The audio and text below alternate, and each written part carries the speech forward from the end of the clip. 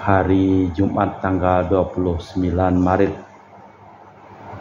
memperingati sengsara dan wafat Tuhan kita Yesus Kristus tahun 2024. Wujud doa di dalam ibadat Jumat Agung ini adalah untuk kesehatan, kesembuhan, keselamatan, kesejahteraan, berkat usaha dan pekerjaan dari keluarga-keluarga, dari Ibu Cindy Dewardi untuk kesembuhan dan kesehatan, dari sakit ginjal Dr. Denny A. Sudarsono di Jakarta, Cece Maria Purjani Petrus Katiman di Pontianak, Bapak Rawi Sunarli, Ibu Sumarni, Rawi Stepani, Michelle di Cilengsi Bogor, Dr. Sarun dan Dr. Alisiono dan keluarga di Jakarta, Bapak Bambang Hermawan, Ibu Monika Nancy Marina, Aurelia di Australia, Matthew Stephen, Vincent Malvin di Jakarta, Bapak Agus Effendi, Ibu Marina, Eparos Cerimoya, Matthew Beno di Pontianak, Bapak Robert Bintoro, Ibu Anis Alusiatani beserta keluarga dan anak-anak di Surabaya, Ibu Mamang Cu dan Ibu Nobeta Suryani, untuk keluarga besar Ibu Tresia Yeni di Jakarta, Ibu Tresia, Stefani Amelia dan keluarga di Makassar,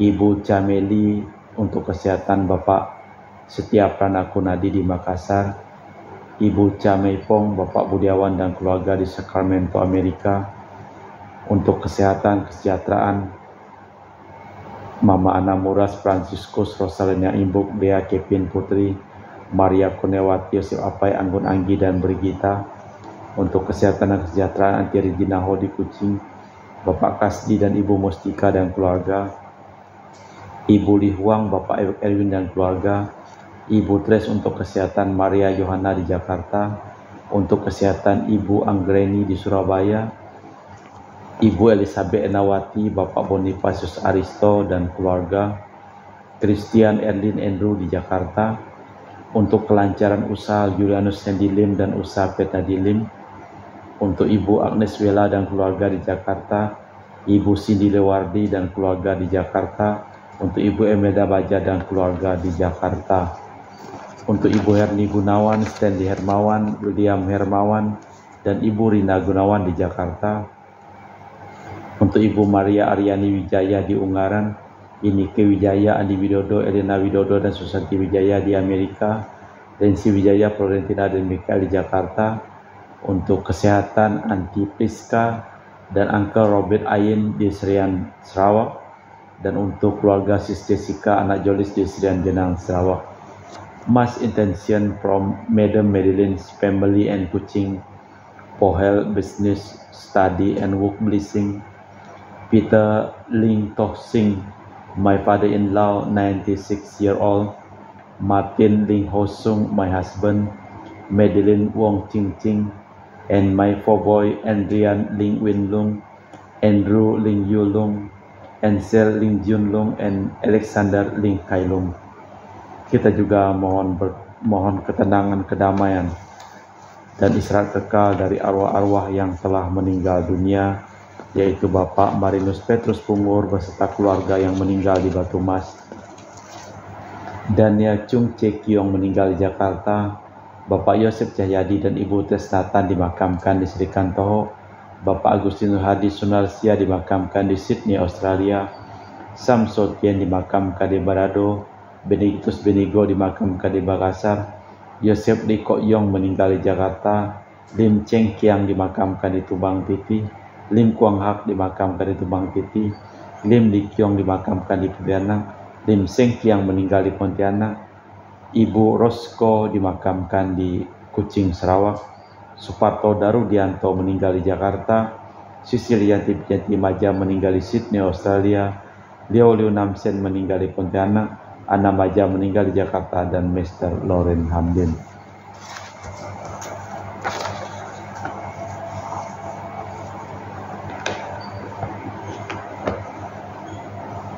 Kita berkumpul di sini untuk memperingati Yesus dari Nazaret yang demikian dekat dengan kita, tetapi berbeda jauh pula dengan kita. Karena ia adalah Allah manusia, ia disiksa, didera, dihina, dan dihukum mati serta takut seperti kita. Namun segala penderitaan itu diterimanya dengan sukarela, dan sekalipun sudah tampak datang, ia tak melarikan diri. Maka hamba Yahweh yang menderita tanpa dosa ini diangkat oleh Allah. Maka jelaslah bahwa maut bukanlah titik punah, melainkan suatu kemenangan. Itulah sebabnya kita hari ini penuh rasa syukur dan gembira. Upacara ini akan terbagi menjadi 3 bagian. Yang pertama adalah ibadat sabda untuk menghidupkan iman kita atas kekuatan wafat Yesus. Yang kedua adalah penghormatan salib untuk memusatkan perhatian pada salib sebagai sumber kebahagiaan. Dan yang ketiga adalah komuni untuk memberi kesempatan memetik buah salib. Marilah berdoa. Allah Bapa yang Maha Rahim, ingatlah akan karya belas kasih-Mu, berkatilah dan lindungilah kiranya umat-Mu, sebab baginya lah Kristus Putra-Mu telah melangsungkan misteri Paskah dengan menumpahkan darah dan mengalahkan maut. Dialah pengantara kami, kini dan sepanjang masa. Amin. Kita dengarkan sabda Tuhan. Pembacaan dari kitab Nabi Yesaya.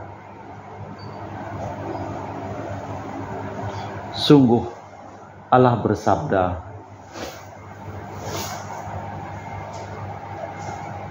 sungguh hambaku akan berhasil, ia akan dimuliakan, diangkat dan disanjung-sanjung. Benarlah bahwa banyak orang tercengang melihat dia, sebab rusaklah sosok tubuhnya dan tidak serupa lagi dengan manusia. Namun demikian banyak bangsa akan kagum, pun raja-raja akan bungkam karena hambaku itu. Sebab suatu yang belum pernah diceritakan akan mereka saksikan, apa yang belum pernah didengar akan mereka ketahui. Siapa kiranya akan percaya berita yang kami dengar? Kepada siapakah kuasa Allah itu diperlihatkan? Laksana sebatang tunas hamba itu tumbuh di hadapan Allah. Bagaikan akar dari tanah kersang ia muncul. Ia tidak tampan dan elok dan tidak tertarik memandangnya. Keindahannya tidak ada padanya, hingga kita tidak suka kepadanya. Ia dihina dan diabaikan orang, manusia penuh sengsara, yang tahu apa artinya menderita. Orang membuang muka seakan-akan ia menderita kusta. Demikian ia dihina orang sehingga tidak terpandang. Namun derita kitalah yang ditanggungnya, sengsara kitalah yang dipikulnya.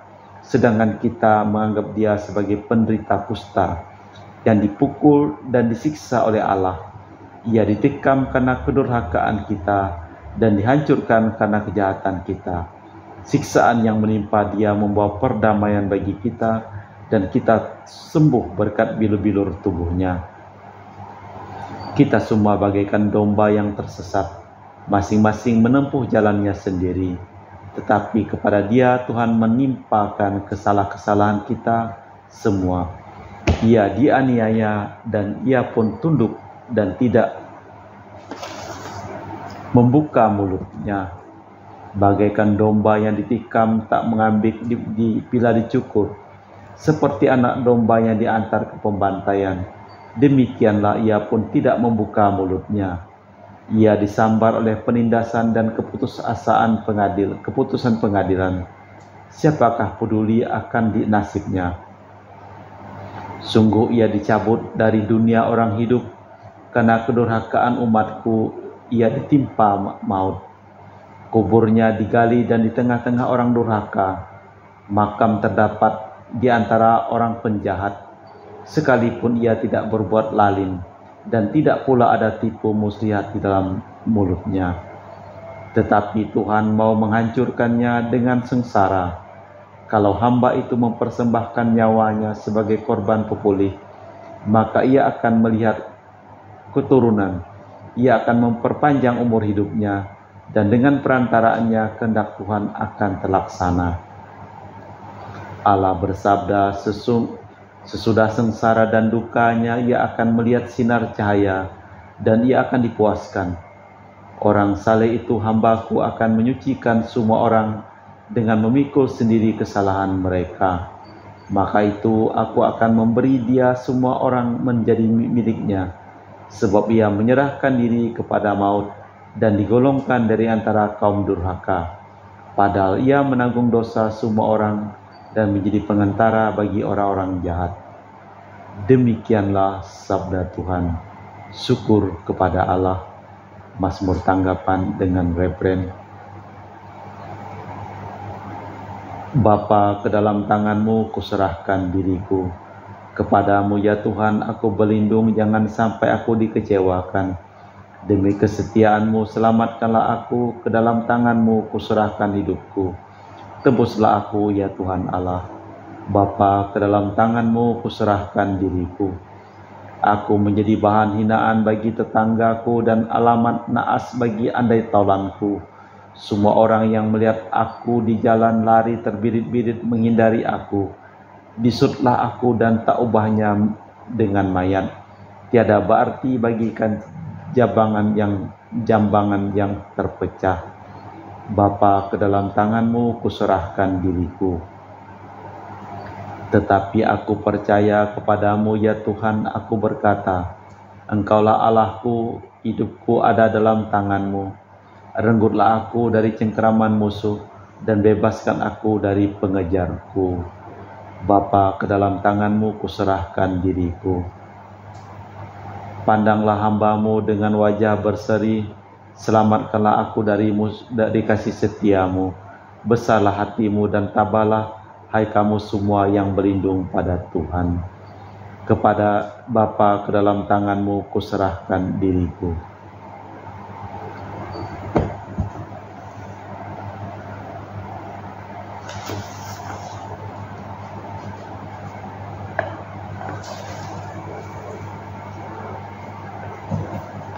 Pembacaan dari surat kepada orang Ibrani. Saudara-saudara, kita mempunyai seorang imam agung mulia yang sudah sampai di surga, yakni Yesus Putra Allah. Hendaknya kita berpegang teguh pada pengakuan iman itu. Kita mempunyai imam agung bukan yang tak mampu turut merasakan kelemahan kita, melainkan yang telah dicobai dalam segala hal seperti kita. Hanya ia tidak berdosa. Maka marilah kita dengan penuh harapan menghadap tahta rahmat Allah untuk memperoleh belas kasih serta mendapatkan rahmat dan pertolongan pada saat kita memerlukannya. Di masa hidupnya di dunia ini, Yesus memanjatkan doa dan permohonan disertai keluh dan tangisan kepada Allah yang dapat menyelamatkannya dari maut. Dan sebab takwa ia didengarkan oleh Allah, meskipun ia putra Allah sendiri. Ia tetap taat dalam deritanya, dan setelah mencapai kesempurnaan, Yesus menjadi sumber keselamatan abadi bagi semua orang yang patuh kepadanya. Demikianlah sabda Tuhan. Syukur kepada Allah. Tuhan Allah kami, segala ketidaktaatan, segala dosa, dan pengingkaran terhadap nama-Mu telah diambil alih menjadi beban tanggung jawab putra-Mu, agar dapat membebaskan kami dari dosa Adam, serta menjadikan kami putra dan putri-Mu. Kami bersyukur kepada-Mu atas jasanya, dan mohon ajarilah kami meluhurkan dan menghormati nama-Mu, dan mengimani Engkau sebagai pencipta serta penyempurna hidup kami.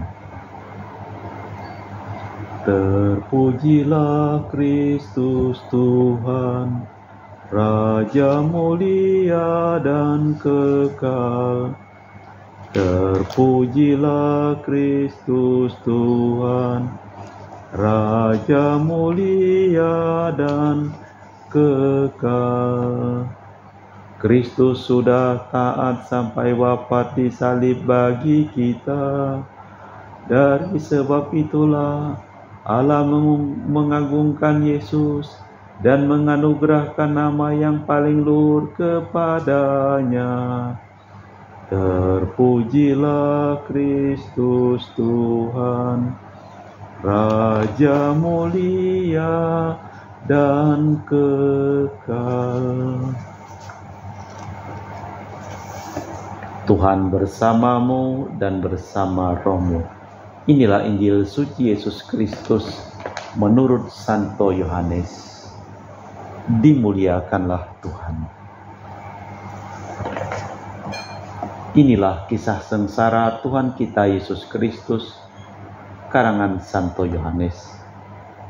Pada malam itu Yesus pergi ke seberang sungai Kidron dan masuk ke suatu taman bersama murid-muridnya. Yudas pengkhianatnya tahu juga tempat itu, sebab Yesus sering berkumpul di situ dengan para muridnya. Maka Yudas pun pergi ke taman itu dengan sepasukan prajurit dan petugas bait Allah yang ada di bawah pemerintahan imam-imam kepala dan kaum Farisi. Pasukan itu datang bersenjata lengkap serta membawa lampu dan obor. Yesus tahu semua yang akan menimpa dirinya. Ia maju dan berkata kepada mereka, "Siapa yang saudara cari?" Jawab mereka, "Yesus dari Nazaret." Lalu Yesus berkata, "Akulah dia." Juga Yudas pengkhianat Yesus ada di antara mereka. Ketika Yesus berkata, "Akulah dia," mereka semua mundur dan terjatuh. Sekali lagi Yesus berkata, "Siapakah yang saudara cari?" Dan mereka menjawab, "Yesus dari Nazaret." Lalu Yesus menyambung, "Sudah kukatakan bahwa akulah dia. Kalau aku yang dicari, biarlah mereka ini pergi." Dengan demikian terjadilah yang dikatakan Yesus, "Dari semua orang yang kuberikan kepadaku, ya Bapa, tak seorang pun kubiarkan hilang." Adapun Simon Petrus membawa sebilah pedang. Dihunusnya pedang itu dan diayunkannya pada hamba imam agung, sampai terpotong telinga kanannya. Nama hamba itu Malkus. Lalu Yesus berkata kepada Petrus, "Sarungkanlah pedangmu. Apakah kau kira bahwa apakah aku tak mau minum dari piala yang diberikan Bapa kepadaku?" Maka pasukan dan perwiranya serta para petugas dari kalangan Yahudi menangkap Yesus dan membelenggunya. Kemudian mereka menggiring Yesus mula-mula kepada Hanas, mertua Kayafas, yang pada tahun itu menjabat imam agung. Adapun Kayafas pernah memberikan nasihat ini kepada orang Yahudi, "Baiklah kalau satu orang mati demi kepentingan seluruh bangsa." Petrus dan seorang murid lain mengikuti Yesus. Adapun murid itu kenalan imam agung, maka bersama Yesus ia masuk ke pelataran istana imam agung itu.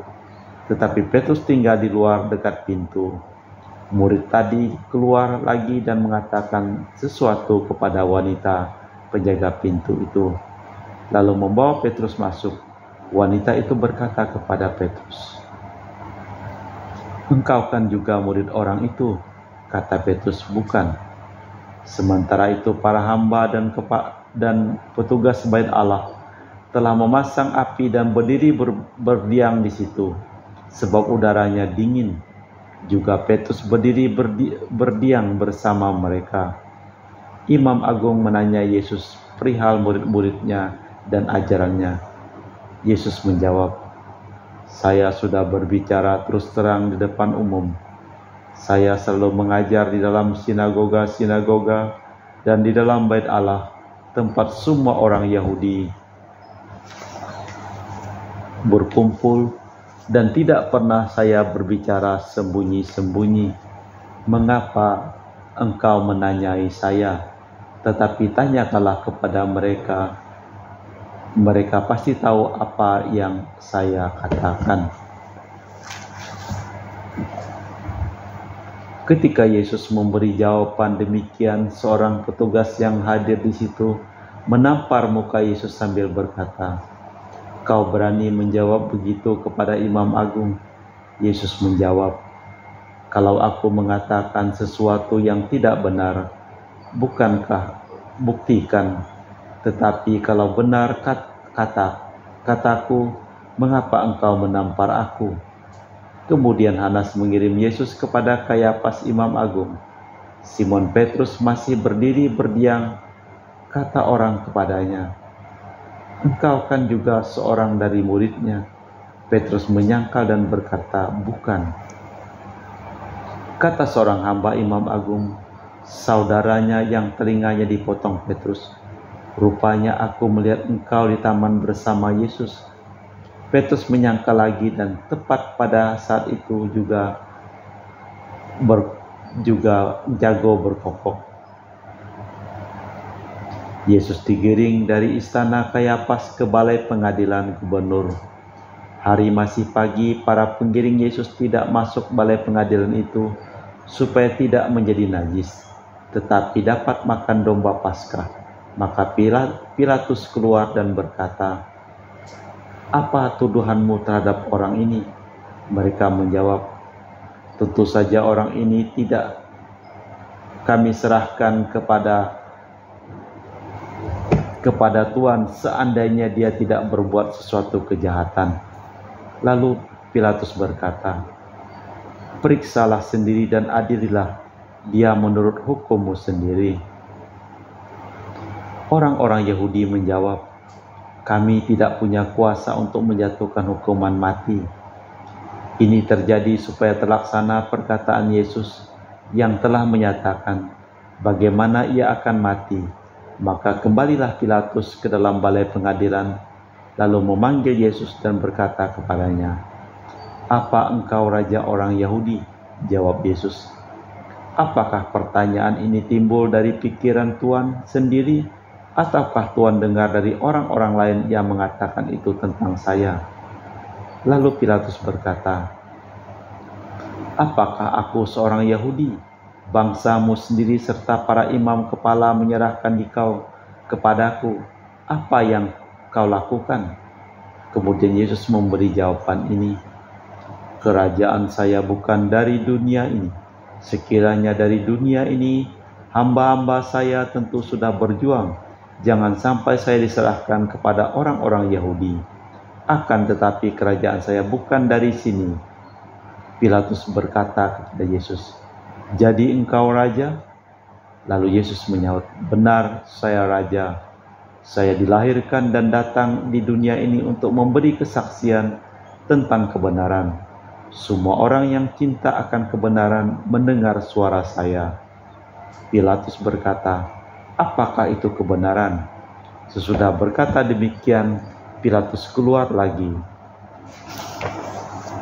menghadapi orang-orang Yahudi dan berkata, "Aku tidak menemukan alasan apapun untuk menghukum orang ini.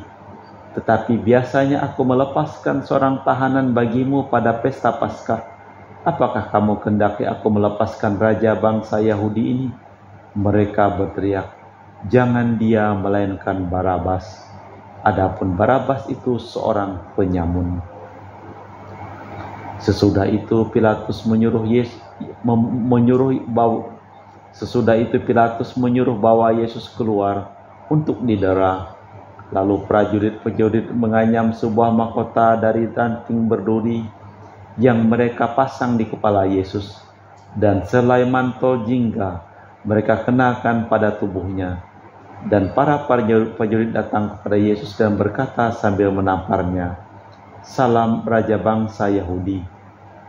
Lalu Pilatus keluar lagi dan berkata kepada orang Yahudi, "Aku membawa dia keluar kepadamu supaya kamu tahu bahwa aku tidak menemukan alasan apapun untuk menghukum orang ini." Yesus pun keluar bermahkotakan duri dan bermantel jingga. Kata Pilatus kepada orang Yahudi, "Lihatlah manusia ini."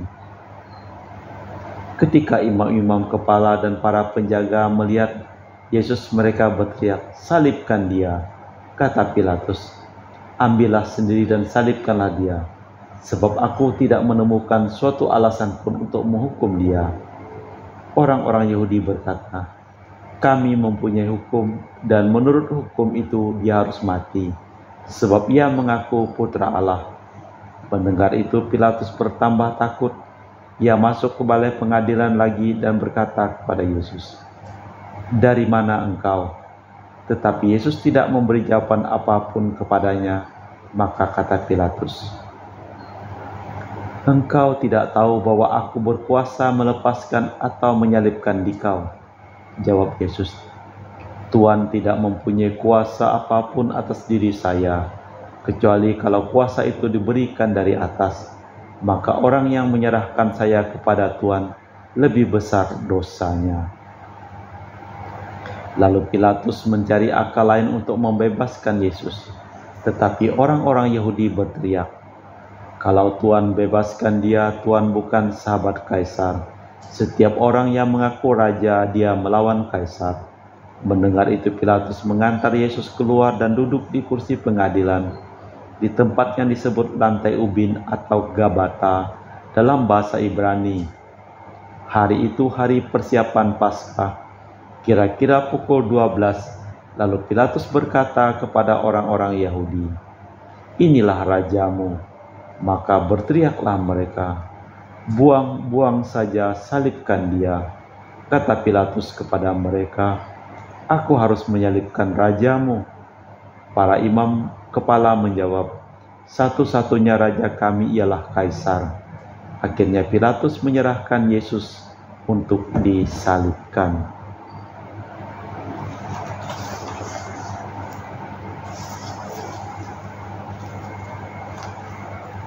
Maka prajurit-prajurit datang mengambil Yesus sambil memikul salibnya. Yesus menuju ke tempat yang disebut tempat tengkorak atau Golgota dalam bahasa Ibrani. Di situ Yesus dipaku pada salib, bersama dengan dia disalibkan dua orang lain sebelah menyebelah mengapit Yesus. Pilatus menulis satu keterangan yang dipasang pada salib, berbunyi, "Yesus dari Nazaret, Raja bangsa Yahudi." Banyak orang Yahudi membaca keterangan itu, sebab tempat Yesus disalibkan dekat kota letaknya, dan keterangan itu ditulis dalam bahasa Ibrani, Yunani, dan Latin.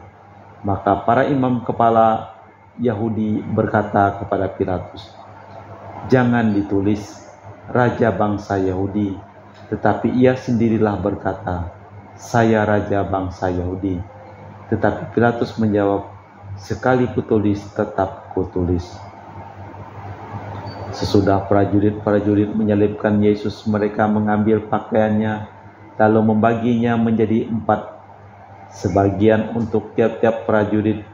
Jubah Yesus pun mereka ambil. Jubah itu merupakan selai tenunan tanpa jahitan. Karena itu mereka berkata satu sama lain, "Jangan kita potong, baiklah kita undi saja siapa yang akan mendapatkannya." Demikianlah terjadi supaya terlaksanalah kitab suci yang berbunyi, "Mereka membagi-bagi pakaianku dan mengundi jubahku di antara mereka." Memang itulah yang dilakukan para prajurit. Dekat salib Yesus berdiri ibunya dan saudara ibunya, Maria dari istri Kleopas serta Maria dari Magdala. Melihat ibunya bersama murid-murid kesayangan di sampingnya, Yesus berkata kepada ibunya, "Ibu, itulah putramu." Lalu kepada murid-muridnya, "Itulah ibumu." Dan sejak saat itu murid tersebut menerima Maria dalam rumahnya. Yesus sadar bahwa segala sesuatu yang terlaksana, maka untuk menepati kitab suci ia berkata, "Aku haus." Di situ tersedia sebuah tempayan penuh cuka. Maka seorang mencelupkan sebuah bunga karang ke dalamnya dan menancapkannya pada sebatang tongkat, lalu menunjukkannya ke mulut Yesus. Sesudah Yesus mencicipi cuka itu, ia berkata, "Selesailah, sudah." Lalu ia menundukkan kepala dan menyerahkan rohnya.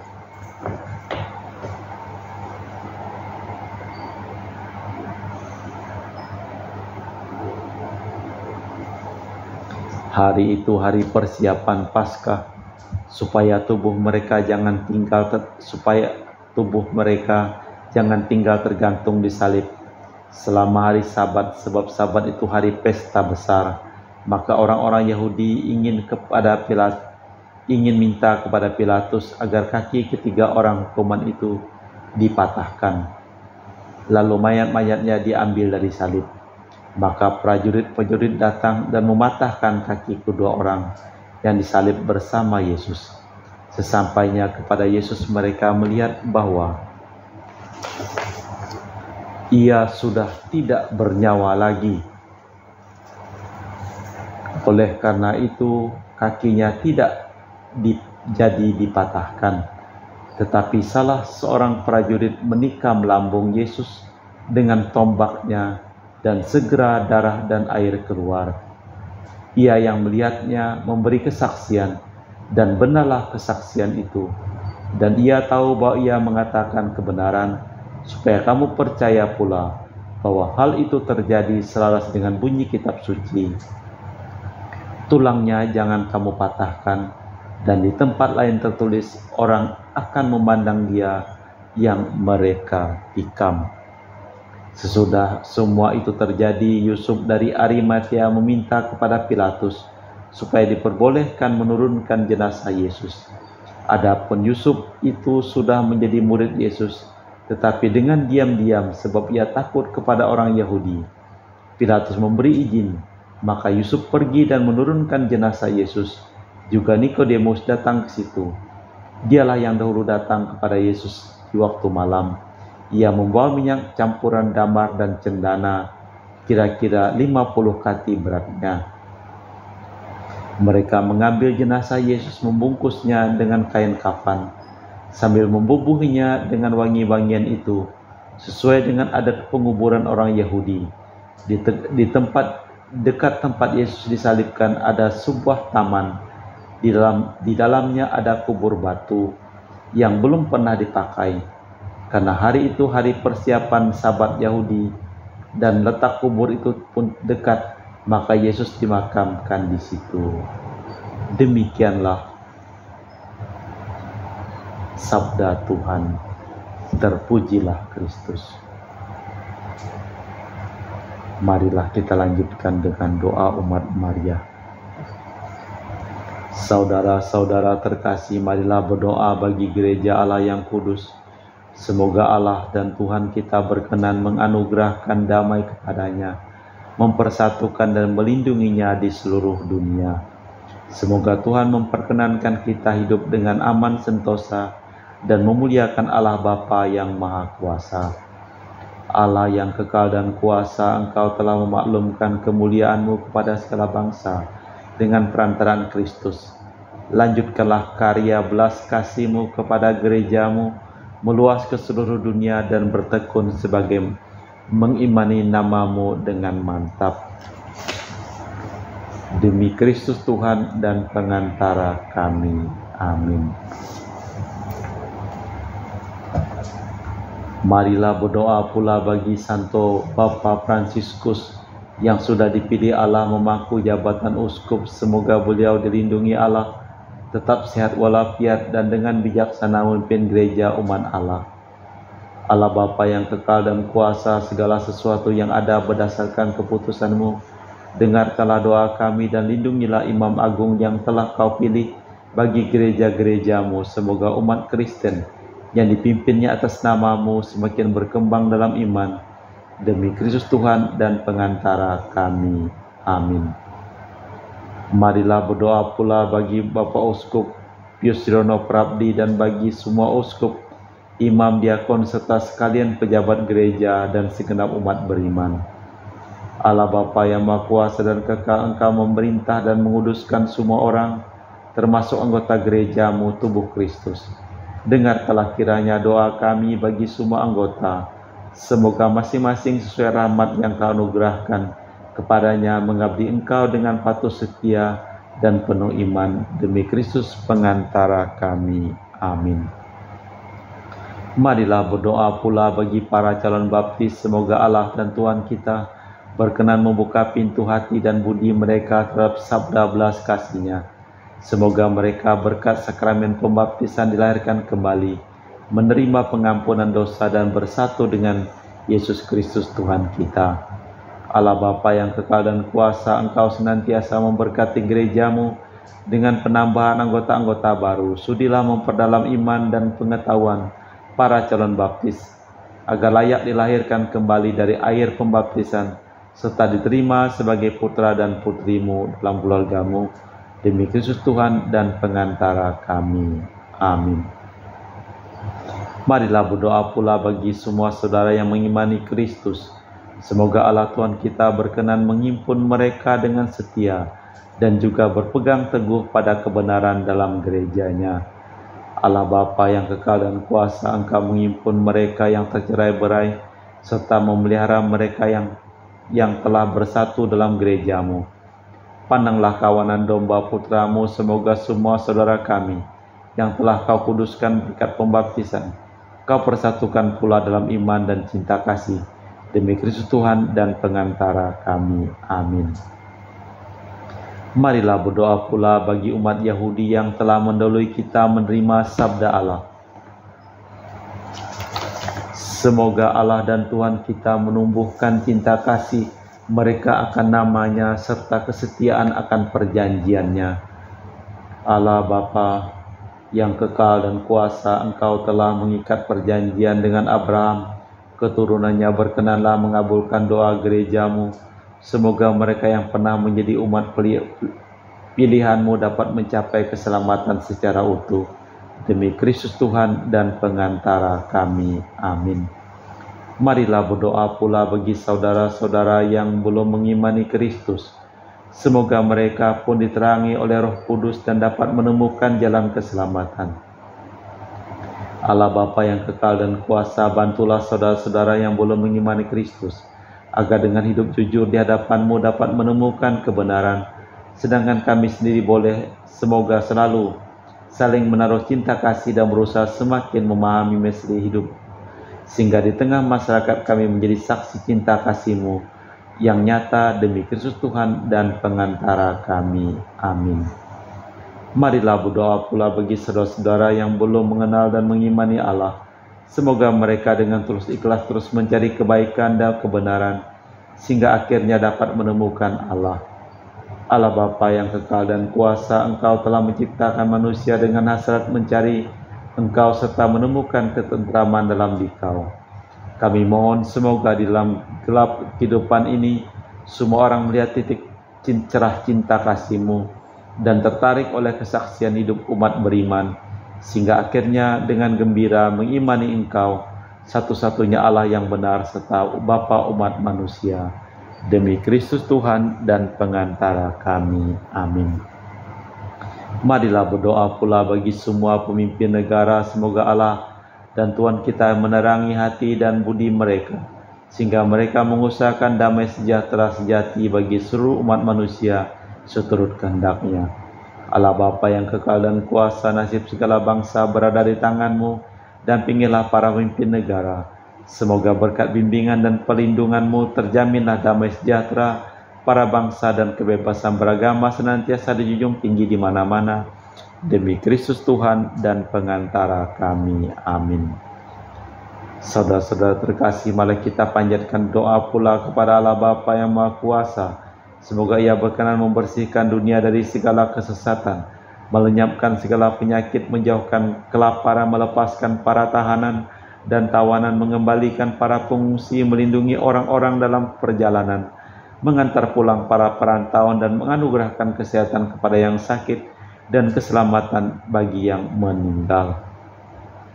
Allah Bapa yang kekal dan kuasa, sumber penghiburan mereka yang berduka serta ketakutan, para penderita, dengarkanlah doa dan semua orang yang berseru kepadamu karena tertimpa kemalangan dan sengsara.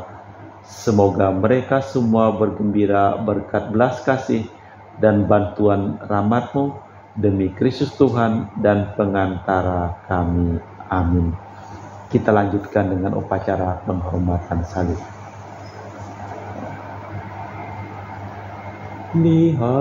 Lihatlah kayu salib, di sini tergantung Kristus, penyelamat dunia. Mari kita bersembah sujud kepadanya. Lihatlah kayu salib, Di sini tergantung Kristus, penyelamat dunia. Mari kita bersembah sujud kepadanya. Lihatlah kayu salib, di sini tergantung Kristus, penyelamat dunia. Mari kita bersembah sujud kepadanya. Lihatlah kayu salib, di sini tergantung Kristus, penyelamat dunia. Mari kita bersembah sujud kepadanya. Ya Tuhan, kami menyembah salib-Mu yang suci, dan kebangkitan-Mu kami muliakan, kami puji. Sebab berkat salib itu penuh sukacita seluruh bumi.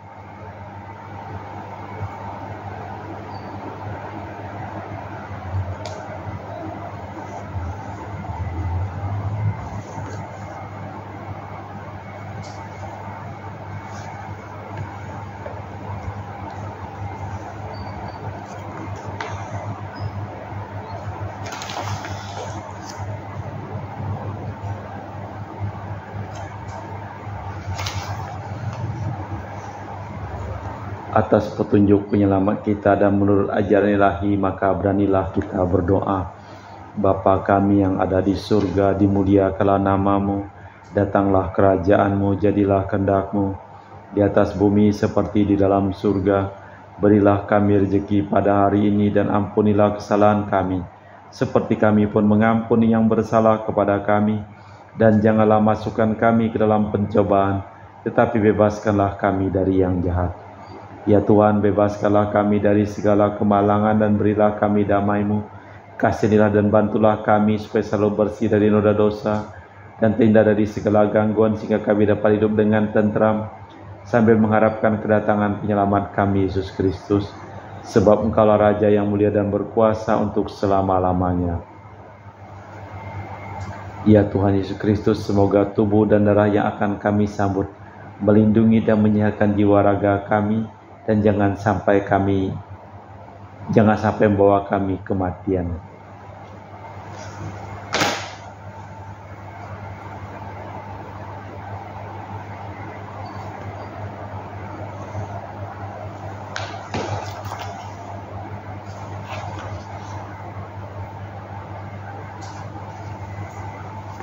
Saudara-saudari terkasih, tiada kasih yang lebih besar daripada kasih seseorang yang menyerahkan nyawa bagi sahabatnya. Berbahagialah kita diundang ke perjamuan anak domba. Ya Tuhan, saya tidak pantas Tuhan datang kepada saya, tetapi bersabdalah saja, maka saya akan sembuh. Tubuh dan darah Kristus. Amin.